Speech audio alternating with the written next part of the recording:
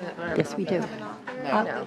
It's 10:30, so we are reconvening our special order, our special order of bills, and we have Assembly Member Levine here to present. Assembly Member, welcome to the committee. Yeah, we can continue as a subcommittee. We've established a quorum. And I would note that on April 19th, we heard and passed an identical bill in this committee. And so we have rather recently heard testimony about it. So I am hoping that we can limit the proponents and opponents to 5 minutes each, and members of the public in support or opposition just to state their name and position when they come up to testify. Thank you very much, and welcome to the committee, Assemblyman. Thank you so much, Madam Chair, and just cut me off when I'm going too long. Be glad to stop because this is a very this is a bill with a lot of complication that follows a lot of history. Right. I want to thank you, Madam Chair, for taking up these bills today as a special order of business. Your attention to this issue recognizes how critical it is for us to pass legislation that will help us get dangerous guns off our streets. AB 1135 is a common sense solution that closes a dangerous gap in California's assault weapons ban. Specifically, the bill amends the definition of an assault weapon to include weapons equipped with a bullet button that allows for easily changeable magazines. The bill also has a grandfather provision that allows current lawful owners of assault weapons enabled with bullet buttons to maintain their firearms. The committee analysis recommends technical amendments. I would like to accept those amendments and add co-authors. In 1989, following a mass shooting at an elementary school in Stockton, where a shooter used an AK-47 to kill 5 children and wound 29 other children and 1 teacher, California passed the Roberti-Ruse Assault Weapons Control Act.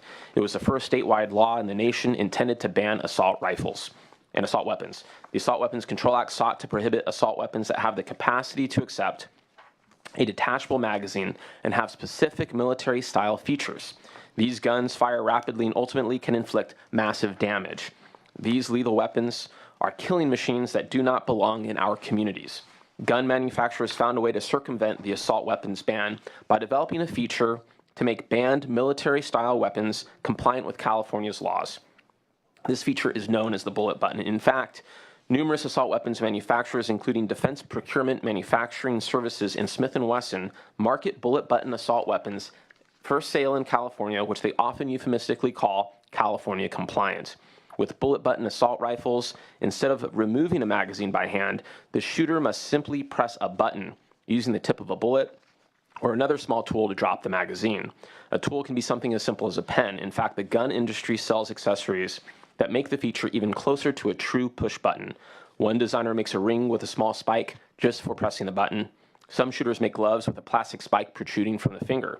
Technically, a magazine attached to a gun that uses a bullet button does not classify as a detachable magazine. So guns equipped with a bullet button are legal under California law. However, the bullet button feature still allows users to swap out magazines within seconds and blow through ammunition at a very high and alarming rate. Bullet button equipped assault weapons functionally operate the same as illegal assault weapons. The development of the bullet button clearly exploits California law and allows dangerous weapons on our streets. Here to speak in support is Amanda Wilcox with the California chapters of the Brady Campaign to Prevent Gun Violence. Good morning. Again, Amanda Wilcox on behalf of the 27 chapters, California chapters of the Brady Campaign to Prevent Gun Violence. I'm also here on this bill on behalf of the Law Center to Prevent Gun Violence, whose staff could not attend this hearing on such late notice, but I do want to express their support for the bill. As you indicated, we recently went through this, so I will be brief. Really, this bill is about implementing the intent of the 99 assault weapons law, which provided that if you have certain what we call military style features or features that let you control the weapon, keep aim and control while you continue to reload, those kind of weapons are particularly lethal, and the 99 assault weapons ban sought to prohibit that.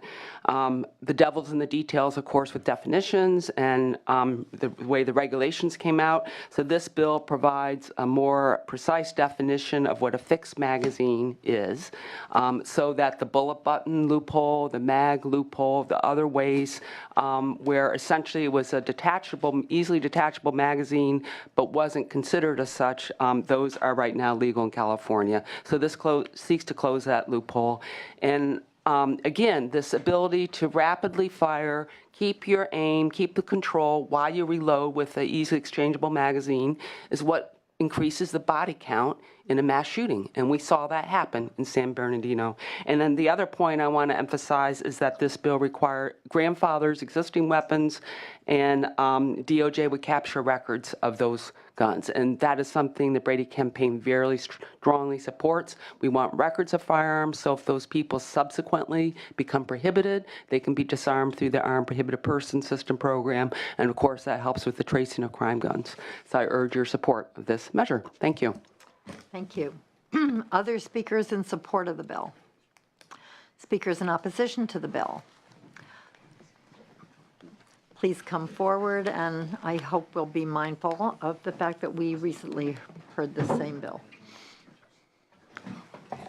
Madam Chair, members of the committee, Craig DeLuz with Firearms Policy Coalition. This measure, which creates the Kings River East, oh no, I'm sorry, that's what the bill did 4 days ago. SB 88, no, I'm sorry, that's the measure that we heard in this committee with the exact same language a month ago. This measure basically, and our primary concern today, and first of all, I would just ask that our testimony from a month ago for SB 880 be included as a part of this testimony.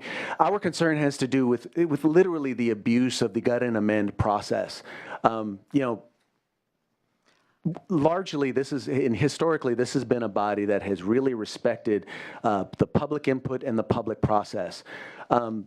It is, as far as I know, unprecedented to have the same exact language in a measure heard within the same month in the same exact committee, simply to subvert the public, to subvert the public process. We believe that these are ideas and that this is a concept that needs to be fully vetted, fully discussed, and we believe that this measure in particular, this process undermines the will and the vote of the people. For that reason and many, many more, we oppose. Thank you. Madam Chair and members, Sam Paredes, representing Donos, California. Our concerns are the same. The testimony that we gave in this committee still applies. The one issue that the legislature in general has been criticized by all sides of the media, liberal, conservative, and everything, is the gut and amend process, because it is a clear, although you are technically abiding by all of the rules and the authority that you have by the tyranny of the majority of 50% plus one, it subverts the process, especially when you have live bills. Yes, you will have a committee when it makes it to the other side before you get concurrence off the floor, where a committee is perfunctory, 90 seconds. The public doesn't have a real opportunity to testify. It is an ugly process, and we have been diligently working with you folks through the normal process, and this is not the way legislation should be run, especially in the state of California. For that and all the other reasons we previously testified about, we are in strong opposition to this and all of the other bills. Thank you. Thank you.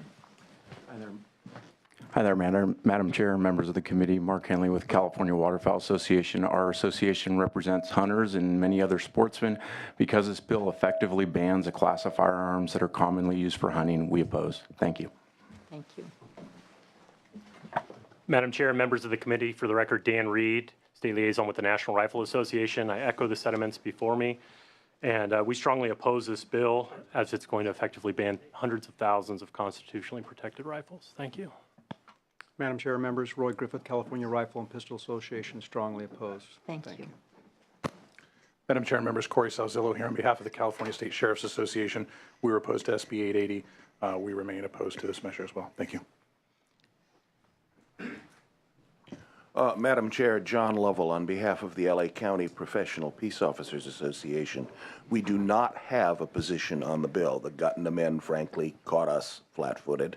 But we are very concerned that the bill have exemptions for peace officers and honorably retired peace officers. If those are in the bill, then we're going to be fine with the bill. If they're not, then we will have issues as the bill moves. Thank you. Others in opposition to the bill? Seeing and hearing none, are there questions or comments from members of the committee? Or is there a motion on the bill? Moved by Senator Glazer. Would you like to close? Thank you very much, Madam Chair. Members of the committee, I respectfully ask for an aye vote. Thank you very much. Please read the roll. Hancock? Aye. Hancock, aye. Anderson? No. Anderson, no. Glazer? Aye. Glazer, aye. Leno? Aye. Leno, aye. Liu? Monning? Aye. Monning, aye. Stone? Stone, no. Okay. That bill has enough votes to pass. We'll hold the roll open for the absent members. Thank you, Senators. Thank you very much. Assembly Member Cooper is here. He has two bills.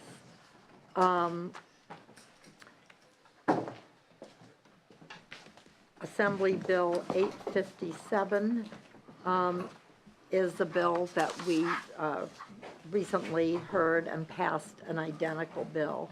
And since we've already heard testimony, we're asking the proponents and opponents to limit themselves to 5 minutes each, and members of the public to similarly just indicate their name, identification, and their position on the legislation. Madam Chair, would it be possible to do the AB 1176 first? The pro tem is, I guess, tied up in a meeting right now, and I know he's expressed his thoughts of wanting to be here. Okay, yes, of course. We can do that. Thank you. Good, and this is actually a bill that we have not heard yet, so continue. Thank you, Madam Chair and members. AB 1176, existing law makes a theft, buying, or receiving stolen property under the value of $950 a misdemeanor. This monetary threshold also applies to firearms. Many firearms, including semi-automatic handguns, shotguns, and assault-type rifles, have a retail value under $950. AB 1176 will fix this problem by making the theft of any stolen firearm a felony and the buying or receiving a stolen firearm a wobbler. AB 1176 requires this issue to be placed on the November 2016 ballot to let the voters decide. In the city of Sacramento alone, 25% of all aggravated assaults were committed with a stolen firearm in 2015. This is almost a double-digit increase. I respectfully ask for your aye vote. Yes, we seem to be a little confused here because we're taking up 76? 1176, but the reason that we put off taking up, yeah, 857 was that the pro tem wasn't here, so maybe we could We can do that. reverse the order here. Thank you. Back to file order. Okay. Thank you very much, Assembly. So I will start over again, Madam Chair. AB 857. Due to technology and other factors, there's an increase in the frequency of unregistered firearms being manufactured. It is not uncommon for these firearms to be used in the commission of violent crimes. These ghost guns go undetected and are untraceable by law enforcement and can impede criminal investigations. AB 857 will improve the safety of the public by requiring that any firearm manufactured by an unlicensed individual have a serial number assigned. AB 857 will aid law enforcement in solving crimes committed with untraceable firearms, help law enforcement recover stolen firearms for victims of firearm theft, and add penalties to those making these untraceable firearms. AB 857 also establishes a fair and simple process in which serial numbers can be assigned so that law-abiding citizens can keep their firearms. I respectfully ask for your aye vote. Thank you. Thank you very much, Madam Chair, Mr. Vice Chair. I want to thank Mr. Cooper very much for his leadership on this very important issue, Assembly Bill 857, which addresses the dangers of posed by self-assembled firearms known as ghost guns in the great state of California. You heard this measure 3 weeks ago, and it simply holds those assembly personal guns to the same standard as all other gun owners by requiring background check and a serial number. It's that simple. As reported in Sacramento Bee in December of last year, Hundreds of these guns have been seized specifically in the Northern California area by federal agents in undercover operations. The reality is this. We have many individuals in the state of California who are manufacturing guns in their homes, in their garages, and selling them in the black market, and they're being utilized in crimes to maim, harm, or kill other people. We don't realize that these guns are in existence until the crime happens and after the fact. This is a reality that we're dealing with. We're doing everything possible to make sure that we keep our communities safe and that these individuals, the manufacturers of ghost guns, adhere to the same protocols and standards as those who lawfully possess handguns as well as other types of firearms. This is a modest approach to address these threats to public safety. Again, I want to thank Mr. Cooper for his strong leadership here, and I respectfully ask for an aye vote, Madam Chair. Thank you. Witnesses in support? Amanda Wilcox, here again, on behalf of the 27 California chapters of the Brady Campaign to Prevent Gun Violence.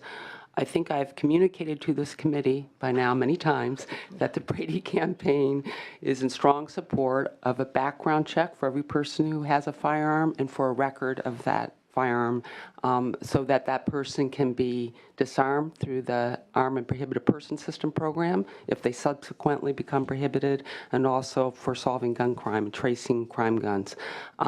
As has been stated by the members here, those requirements are being evaded by, well, two ways. One is the unfinished receiver issue, where an unfinished receiver is obtained without any kind of record or background check, and then with a pretty simple procedure made into a complete receiver. And then the other is the 3D printing technology, which is coming down the pipe.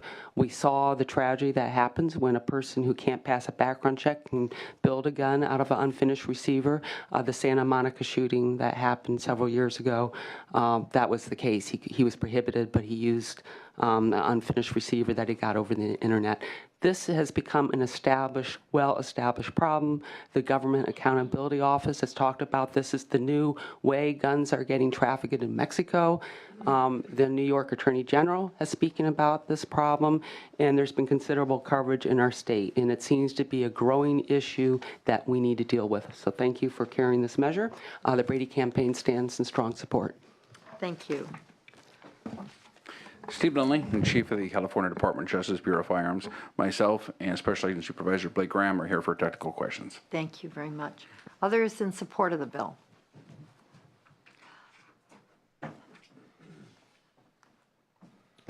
Madam Chair, members, Sean Rondo with the California Peace Officers Association in support. Thank you. Speakers in opposition to the bill?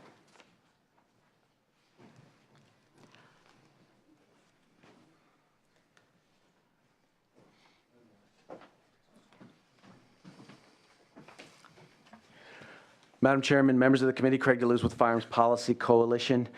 This bill, which creates the California Clean, I'm sorry, I'm having a day, aren't I? That's what the measure did 4 days ago. SB 14, no, that's the language that from Senator De Leon's bill.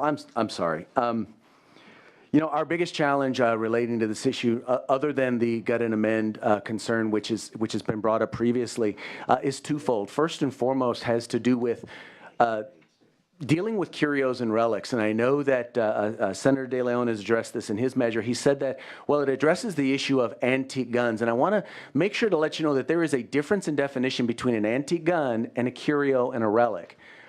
This bill does not address the issue of curios and relics. In fact, it would require that those firearms do in fact have to be serialized and would literally ruin what would otherwise be very valuable collectible items. The second item that is a concern of ours is, you know, just the general idea that an individual who is committed to committing a crime with a firearm, that they're going to build the firearm and then go and register it or get a serial number just seems kind of absurd. It is for these reasons that we oppose this measure. Thank you. Madam Chair and members, Sam Perez representing Gun Owners of California. And again, our testimony on the previous bill stands. But I'm trying to understand the process and trying to figure out why we're doing law this way. And I think I get it.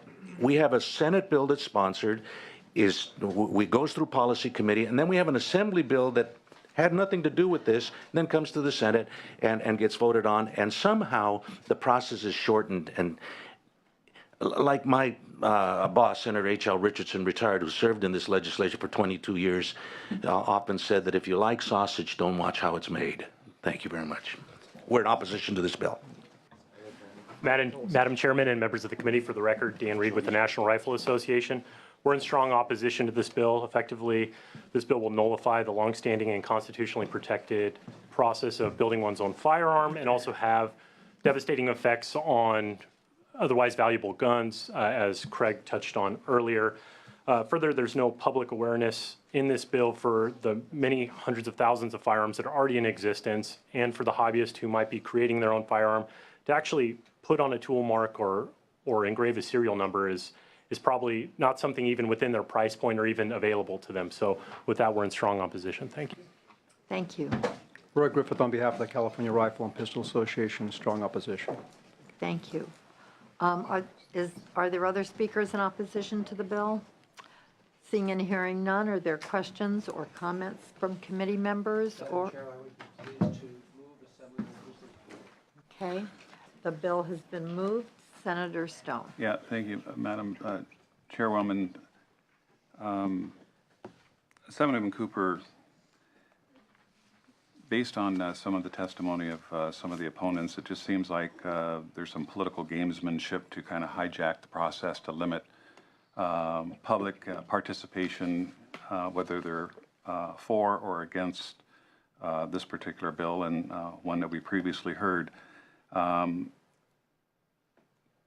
Obviously, we have a lot of gun collectors in the state of California. Curio guns, relics.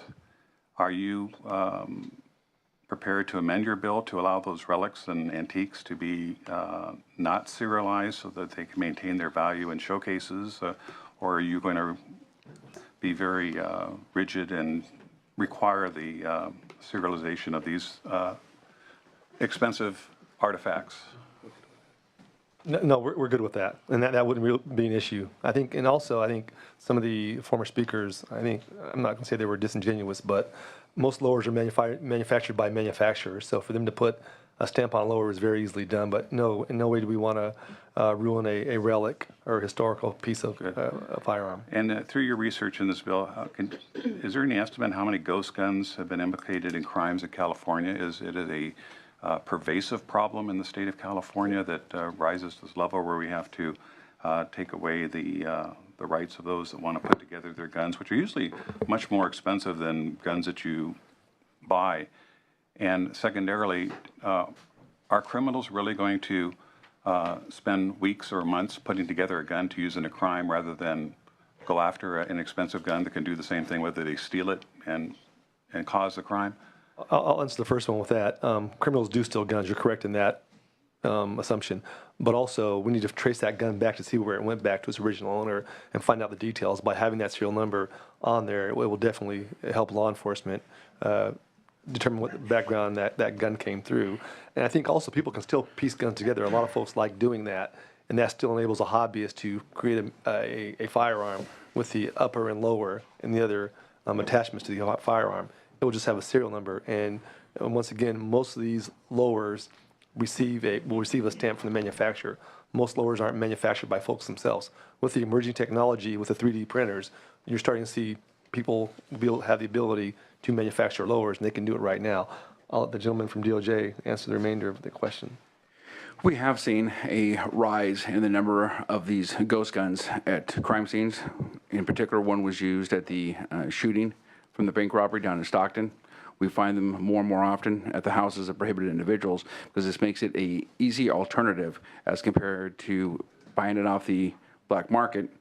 Just you can manufacture it yourself for a lot less money, and it would take literally minutes to maybe an hour to manufacture these, not days or weeks or months. So it's a very viable way for criminals and for prohibited individuals in California to get these firearms outside of California law. Okay, two more just quick questions. I want to add something to this, Mr. Stone. Obviously, one of the biggest black markets we had in California were the gun shows in Reno, Las Vegas, as well as in Phoenix, Arizona. So Highway Patrol, as well as Department of Justice, would always report a high number of gun trafficking, high-powered assault weapons, which we know are prohibited in the state of California, on the I-80 corridor, as well as the I-15 corridor, Vegas to Southern California, as well as the I-10 and the I-60. And I believe both the I-10 and I-60 run through your district. Now those corridors aren't as trafficked highly with illegal firearms coming in through those arteries into California.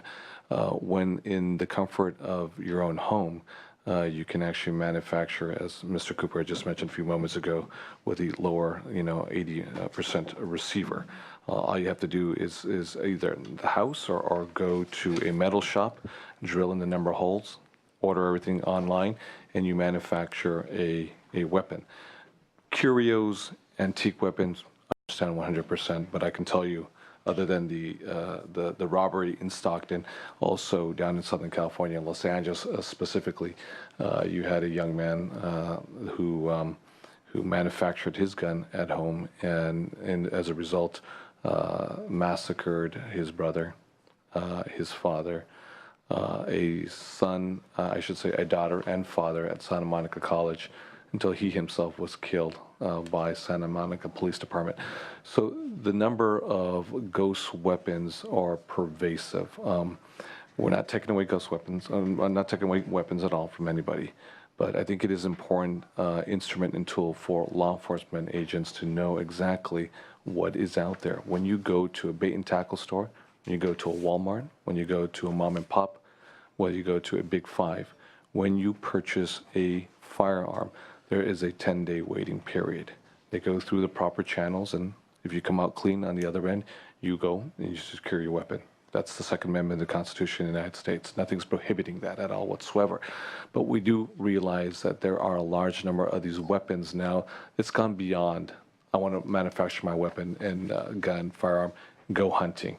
With the drug cartels now involved and other gangs, we're seeing an incredible increase in the number of weapons that are being manufactured with a purpose, for criminal activity. Hence the measure that is before you today, because we need to do something about this issue sooner rather than later. Okay, thank you. Just a couple more questions, Madam Chair, if I may. Assemblyman Cooper, you're a former public safety official, Sheriff, Sacramento County. Appreciate your service to your county. Is it a fair assumption that law enforcement officials are arms experts? In a lot of areas. In a lot of areas. So you can ascertain, when you look at a rifle as an example, that you can ascertain what the manufacturer is and the date of manufacturer? Not the date of manufacturer. That's not typically, when you find firearms, it's got the manufacturer's name along with the serial number on them. Okay. The majority do. So in some cases, before serial numbers were required, to assess whether or not you need to serialize that weapon, you would have to go through probably an expensive metallurgy process, or do you think law enforcement officials have that capability of assessing the age of a gun? To be honest, most of the firearms we come across on the streets have been manufactured at a later date when serial numbers were required. So it's very rare when you run into a handgun that doesn't have an actual serial number or a manufacturer's name. And those are really few and far between. I can think of a handful that I've run into in my 30 years, and those were typically antique guns. Okay, and just too quickly, Governor Brown, in my view, appropriately vetoed SB 808, a mirror image of your bill. And he said, can't see how adding a serial number to a homemade gun would significantly advance public safety. I'd like to know whether you agree or disagree with the governor on that conclusion. I have a great deal of respect for our governor, but I disagree with him. We had a case recently here in Sacramento where individuals in Woodland were manufacturing assault rifles and selling them to street gangs here in Sacramento. Okay. So it's when you go down to pick and buy any firearm, any citizen, and purchases it, there's a serial number and it's recorded on there. So we're not trying to prevent hobbyists from manufacturing their own handguns, but ideally when anyone buys a handgun, there should be a serial number so we can trace it back if something does occur. Okay, and then just lastly, the one thing that gets the public at least upset and expresses that rage in my office is when we see this gut and amend process, especially when it deals with guns. Can you tell us, so that we can let the public know, why the gut and amend process is appropriate for a bill of this magnitude, if you will, when the pro tem has got a bill that was vetted and passed out of this committee, what is the urgency of gutting and amending your bill? I think just the fact, the number of cases we've seen here in Sacramento, and I'll go ahead and, an earlier statement, last year in 2015 alone, here in Sacramento, 25% of all aggravated assaults were committed with a stolen firearm. So we've seen double-digit increases, and a lot of these ghost guns out here are being, it's a gun because it's untraceable. So that is the flavor of the day for folks involved in criminal activity. So we're trying to reduce that, and I think this is an effective bill that does it. And it's always good to have a backup for anything you do. I think it's important. And I agree you should have a backup, but this is one that circumvents really public but I think, input, doesn't it? Let's not have a colloquy. Sure. You asked a question, Senator, and sure, the Assemblyman. I believe it's a public safety issue, health and safety issue. So that's why I put the bill forth. Through the chair, and thank you, and I won't get into a colloquy with the member. I just want to be supportive of Assemblymember Jim Cooper because he has a lot of respect as a former local law official. I don't think anything's being circumvented given the fact that we're actually in real time having a public safety committee hearing where the public themselves have an opportunity to vet the measure as well as testify either in support or against this measure. It's a collaborative effort with the Assembly as well as the Senate to move forward a measure that we hope ultimately will garner the governor's signature. We don't know that yet, obviously. But this is an opportunity to collaborate because, to underscore what Assemblymember Mr. Cooper said, increasingly we're seeing larger confiscations of high-powered assault weapons falling into the hands of individuals who shouldn't be possessing them. So there's no chicanery involved, and the narrative perhaps is trying to be built up. I just want to be very clear about that. Thank you. Thank you. Thank you. Senator Anderson. Well, I just have a couple of quick questions, but I would submit that the gut and amend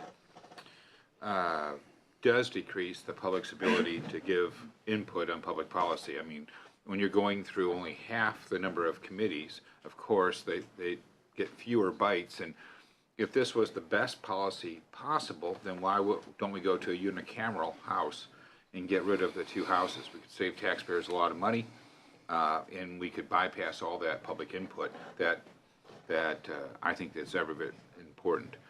So as I'm listening to the testimony, we've talked about stolen firearms, and we've talked about drug cartels and criminals, felons, prohibited people, all having access to these weapons.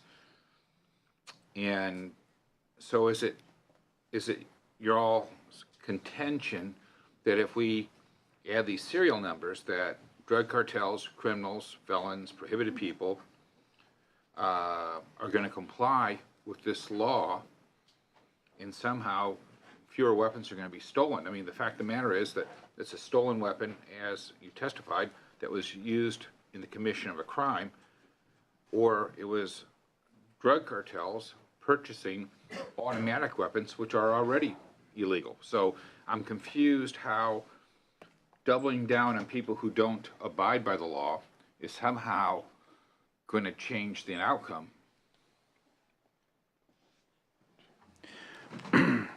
A major portion of this legislation is to do the background checks. With the background checks, we do identify prohibited individuals that are purchasing those firearms and prohibit that purchase. By making the background check process and the serial number process part of the ghost guns, it makes it far more difficult for criminals in order to do this. Because again, we do rely on all types of criminal activity and all types of laws for the good citizens of California to follow those laws.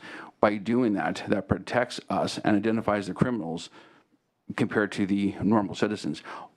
What we're looking at is just to do the background check like we do in any other firearm, and then have that firearm, that lower receiver, serialized. So one, we can identify what type of firearm that is, and if it is located at a crime scene, it can be traced back to the original owner. I respect what you're saying, but the testimony earlier was that drug cartels were purchasing these weapons, but they were automatic weapons. It's my understanding that you're not allowed to purchase a fully automatic weapon. If they're selling a fully automatic weapon, they're already violating the law. So adding a serial number is not going to change. I mean, the likelihood of them adding a serial number when they're selling a fully automatic weapon, I'm confused on how this is going to have any impact on real crime other than to make us feel good. Okay. With any or most semi-automatic rifles, they can be converted into fully automatic or to a machine gun.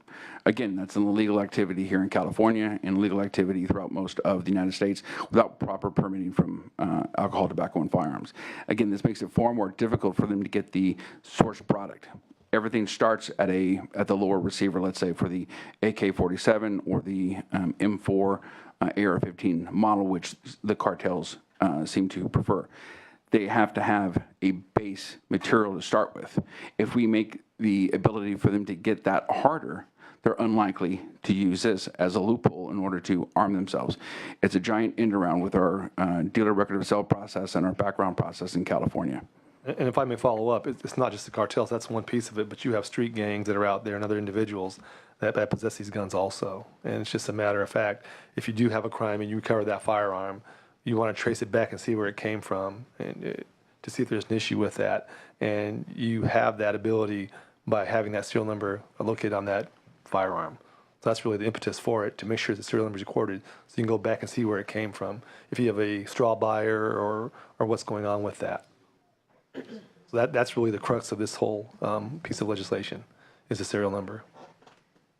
So we're not really talking about drug cartels and criminals and felons. We're really talking about people that are on the fringe, because certainly the drug cartel, the criminal, they could file off the serial numbers. They could make it more difficult, right? I mean, there is limits to the serial numbers. It's really the people that whose weapons are stolen that are used in the commission of crime. It's not stopping serious criminals like cartels, because they're already purchasing automatic weapons. They're already violating the law in their purchase, or a prohibited person who shouldn't have been in possession of that weapon to start with. I appreciate your efforts, but I won't be supporting you today because I don't see how this really impacts crime. I just think this makes it more difficult for law-abiding citizens, and I don't see any purpose in going through the process if it doesn't result in capturing criminals. Thank you. Senator Glazer. Thank you, Madam Chair. I just want to express my appreciation to the author for bringing this bill to us and following in the good example of the pro tem and efforts to provide this modest but important change in our laws. I note that there's been some criticism in regard to the process today, but I think that the facts would show that we're actually doubling the number of hearings that we're having on this issue this year in the Senate. And I think that's an affirmation of a thoughtful process that has been available for public hearing and thoughts from all of us about whether we should move forward with this. So I think on the process side, and in addition to the substance side, I'm happy to move this bill. Thank you. Senator, Assemblymember Cooper, Pro Tem, would you like to close? Respectfully ask for your aye vote. Thank you. Please read the roll. Hancock. Aye. Hancock, aye. Anderson. Glazer. Glazer, aye. Leno. Aye. Leno, aye. Liu. Monning. Aye. Monning, aye. Stone. Stone, no. We will hold the roll open for the absent member. So the next item is number 13.